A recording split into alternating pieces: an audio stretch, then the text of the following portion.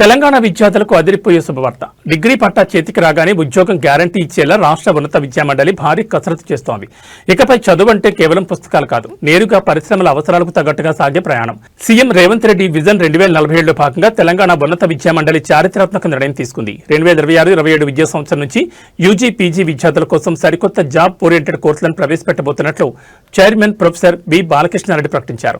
రాబోయే విద్యా సంవత్సరం నుంచి మొత్తం 39 నూతన కోర్సులు అందుబాటులోకి రానున్నాయి. Aerospace, defence, maritime, fintech, climate science మరియు ఫుడ్ టెక్నాలజీ వంటి అత్యాధునిక రంగాల్లో శిక్షణ ఇవ్వనున్నారు. కేవలం మారిటైమ్ రంగంలోని 3 లక్షల కోట్ల పెట్టుబడులు వచ్చే అవకాశం ఉందని, తద్వారా సుమారు 20 లక్షల ఉద్యోగ అవకాశాలు లభిస్తాయని అంచనా వేస్తున్నారు.